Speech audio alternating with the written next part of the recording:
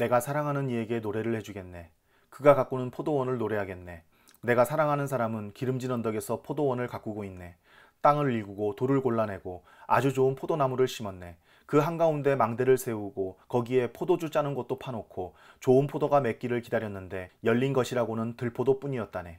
예루살렘 주민아, 유다 사람들아, 이제 너는 나와 나의 포도원 사이에서 한번 판단하여 보아라. 내가 나의 포도원을 가꾸면서 빠뜨린 것이 무엇이냐? 내가 하지 않은 일이라도 있느냐? 나는 좋은 포도가 맺기를 기다렸는데 어찌하여 들포도가 열렸느냐? 이제 내가 내 포도원에 무슨 일을 하려는지를 너희에게 말하겠다. 울타리를 걷어치워서 그 밭을 못쓰게 만들고 담을 허물어서 아무나 그 밭을 짓밟게 하겠다. 내가 그 밭을 황무지로 만들겠다. 가지치기도 못하게 하고 북주기도 못하게 하여 찔레나무와 가시나무만 자라나게 하겠다.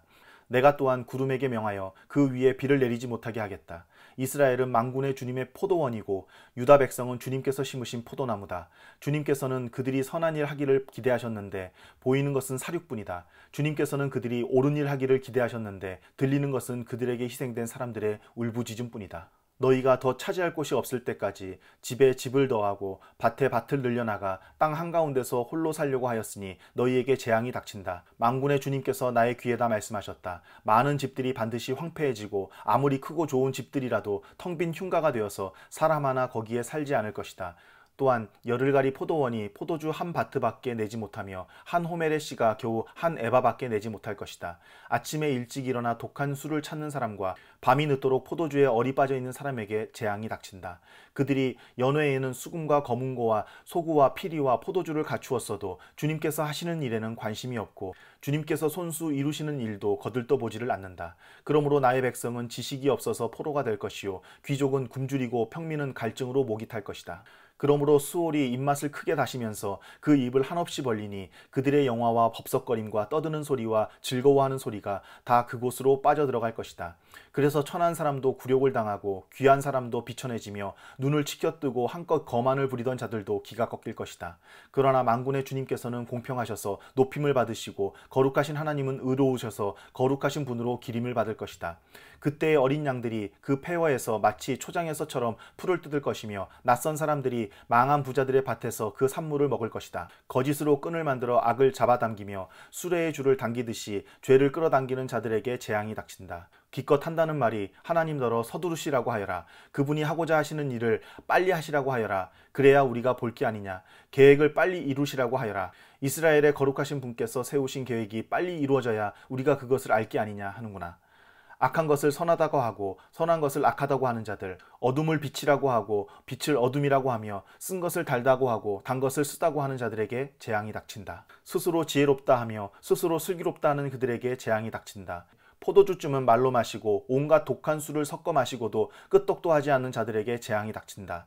그들은 뇌물을 받고 악인을 의롭다고 하며 의인의 정당한 권리를 빼앗는구나. 그러므로 지푸라기가 불길에 휩싸이듯 마른 풀이 불꽃에 타들어가듯 그들의 뿌리가 썩고 꽃잎이 말라서 티끌처럼 없어질 것이다. 그들은 만군의 주님의 율법을 버리고 이스라엘의 거룩하신 분의 말씀을 멸시하였다. 그러므로 주님께서 백성에게 진노하셔서 손을 들어 그들을 치시니 산들이 진동하고 사람의 시체가 거리 한가운데 버려진 쓰레기와 같다.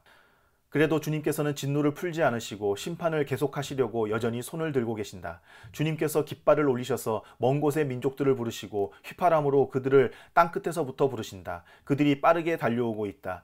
그들 가운데 아무도 지쳐있거나 비틀거리는 사람이 없고 졸거나 잠자는 사람이 없으며 허리띠가 풀리거나 신발끈이 끊어진 사람이 없다. 그들의 화살은 예리하게 날이 서 있고 모든 활시위는 쏠 준비가 되어 있다. 달리는 말발굽은 부싯돌처럼 보이고 병거바퀴는 회오리바람과 같이 구른다. 그 군대의 함성은 암사자의 포효와 같고 그 고함소리는 새끼사자의 으르렁거림과 같다. 그들이 소리치면 전리품을 움켜가 버리나 아무도 그것을 빼앗지 못한다. 바로 그날에 그들이 이 백성을 보고서 바다의 성난 파도같이 함성을 지를 것이니 사람이 그 땅을 둘러보면 거기에는 흑암과 고난만 있고 빛마저 구름에 가려져 어두울 것이다. 우시야 왕이 죽던 해에 나는 높이 들린 보좌에 앉아 계시는 주님을 배웠는데 그의 옷자락이 성전에 가득 차 있었다. 그분 위로는 스랍들이 서 있었는데 스랍들은 저마다 날개를 6 가지고 있었다. 둘로는 얼굴을 가리고 둘로는 발을 가리고 나머지 둘로는 날고 있었다. 그리고 그들은 큰 소리로 노래를 부르며 화답하였다. 거룩하시다 거룩하시다 거룩하시다 만군의 주님, 온 땅에 그의 영광이 가득하다. 우렁차게 부르는 이 노랫소리에 문지방의 터가 흔들리고 성전에는 연기가 가득 찼다. 나는 부르짖었다. 재앙이 나에게 닥치겠구나. 이제 나는 죽게 되었구나. 나는 입술이 부정한 사람인데 입술이 부정한 백성 가운데 살고 있으면서 왕이신 만군의 주님을 만나 뵙다니. 그때 스랍들 가운데서 하나가 제단에서 타고 있는 숯을 부짓개로 집어 손에 들고 나에게 날아와서 그것을 나의 입에 대며 말하였다. 이것이 너의 입술에 닿았으니 너의 악은 사라지고 너의 죄는 사해졌다. 그때 나는 주님께서 말씀하시는 음성을 들었다. 내가 누구를 보낼까? 누가 우리를 대신하여 갈 것인가? 내가 아뢰었다. 제가 여기에 있습니다. 저를 보내어 주십시오. 그러자 주님께서 말씀하셨다. 너는 가서 이 백성에게 너희가 듣기는 늘 들어라. 그러나 깨닫지는 못한다. 너희가 보기는 늘 보아라. 그러나 알지는 못한다 하고 일러라. 너는 이 백성의 마음을 둔하게 하여라. 그 귀가 막히고 그 눈이 감기게 하여라. 그리하여 그들이 볼 수 없고 들을 수 없고 또 마음으로 깨달을 수 없게 하여라. 그들이 보고 듣고 깨달았다가는 내게서 돌이켜서 고침을 받게 될까 걱정이다. 그때 내가 여쭈었다. 주님, 언제까지 그렇게 하실 것입니까? 그러자 주님께서 대답하셨다. 성읍들이 황폐하여 주민이 없어질 때까지, 사람이 없어서 집마다 빈집이 될 때까지, 밤마다 모두 황무지가 될 때까지, 나 주가 사람들을 먼 나라로 흩어서 이곳 땅이 온통 버려질 때까지 그렇게 하겠다. 주민의 10분의 1이 아직 그곳에 남는다 해도 그들도 다 불에 타 죽을 것이다. 그러나 밤나무나 상수리나무가 잘릴 때에 그루터기는 남듯이 거룩한 씨는 남아서 그 땅에서 그루터기가 될 것이다. 우시아의 손자요 요담의 아들인 유다왕 아하스가 나라를 다스릴 때에 시리아 왕 르신이 르말리아의 아들 이스라엘 왕 베가와 함께 예루살렘을 치려고 올라왔지만 도성을 정복할 수 없었다. 시리아 군대가 에브라임에 주둔하고 있다는 말이 다윗 왕실에 전해지자 왕의 마음과 백성의 마음이 마치 거센 바람 앞에서 요동치는 숯불처럼 흔들렸다. 그때 주님께서 이사야에게 말씀하셨다. 너는 너의 아들 스알야숲을 데리고 가서 아하스를 만나거라. 그가 세탁자의 밭으로 가는 길, 윗못 물 빼는 길 끝에 서 있을 것이다. 그를 만나서 그에게 정신을 바짝 차리고 침착하게 행동하라고 일러라. 시리아의 르신과 르말리아의 아들이 크게 분노한다 하여도 타다가 만 두 부직갱이에서 나오는 연기에 지나지 않으니 두려워하거나 겁내지 말라고 일러라. 시리아 군대가 아하스에게 맞서 에브라임 백성과 그들의 왕 르말리아의 아들과 함께 악한 계략을 꾸미면서 올라가 유다를 쳐서 겁을 주고 우리들에게 유리하도록 유다를 흩어지게 하며 그곳에다가 다브엘의 아들을 왕으로 세워놓자 한다. 주 하나님께서 말씀하신다. 이 계략은 성공하지 못한다. 절대로 그렇게 되지 못한다. 시리아의 머리는 다마스쿠스이며 다마스쿠스의 머리는 르신이기 때문이다. 에브라임은 65년 안에 망하고 뿔뿔이 흩어져서 다시는 한 민족이 되지 못할 것이다. 에브라임의 머리는 사마리아이고 사마리아의 머리는 고작해야 르말리아의 아들이다. 너희가 믿음 안에 굳게 서지 못한다면 너희는 절대로 굳게 서지 못한다. 주님께서 아하스에게 다시 말씀하셨다. 너는 주 너의 하나님에게 징조를 보여달라고 부탁하여라. 저 깊은 곳 수올에 있는 것이든 저 위 높은 곳에 있는 것이든 무엇이든지 보여달라고 하여라. 아하스가 대답하였다. 아닙니다. 저는 징조를 구하지도 않고 주님을 시험하지도 않겠습니다. 그때 이사야가 말하였다. 다윗 왕실은 들으십시오. 다윗 왕실은 백성의 인내를 시험한 것만으로는 부족하여 이제 하나님의 인내까지 시험해야 하겠습니까? 그러므로 주님께서 친히 다윗 왕실에 한 징조를 주실 것입니다. 보십시오. 처녀가 잉태하여 아들을 낳을 것이며 그가 그의 이름을 임마누엘이라고 할 것입니다. 그 아이가 잘못된 것을 거절하고 옳은 것을 선택할 나이가 될 때에 그 아이는 버터와 꿀을 먹을 것입니다. 그러나 그 아이가 잘못된 것을 거절하고 옳은 것을 선택할 나이가 되기 전에 임금님께서 미워하시는 저 두 왕의 땅이 황무지가 될 것입니다. 에브라임과 유다가 갈라진 때로부터 이제까지 이 백성이 겪어본 적이 없는 재난을 주님께서는 임금님과 임금님의 백성과 임금님의 아버지 집안에 내리실 것입니다. 주님께서 아시리아의 왕을 끌어들이실 것입니다. 그날에 주님께서 휘파람을 불어 이집트의 나일강 끝에 있는 파리떼를 부르시며 아시리아 땅에 있는 벌떼를 부르실 것입니다. 그러면 그것들이 모두 몰려와서 거친 골짜기와 바위 틈 모든 가시덤불과 모든 풀밭에 내려앉을 것입니다. 그날에 주님께서 유프라데스 강 건너 저편에서 빌려온 면도칼 곧 아시리아 왕을 시켜서 당신들의 머리털과 발털을 미실 것이요 또한 수염도 밀어버리실 것입니다. 그날에는 비록 한 농부가 어린 암소 1마리와 양 2마리밖에 기르지 못해도 그것들이 내는 젖이 넉넉하여 버터를 만들어 먹을 수 있을 것입니다. 그 땅에 남아있는 사람들이 모두 버터와 꿀을 먹을 수 있을 것입니다. 그날에는 은 1000냥 값이 되는 1000그루의 포도나무가 있던 곳마다 찔레나무와 가시나무로 덮일 것입니다. 온 땅이 찔레나무와 가시나무로 덮이므로 사람들은 화살과 활을 가지고 그리로 사냥을 갈 것입니다.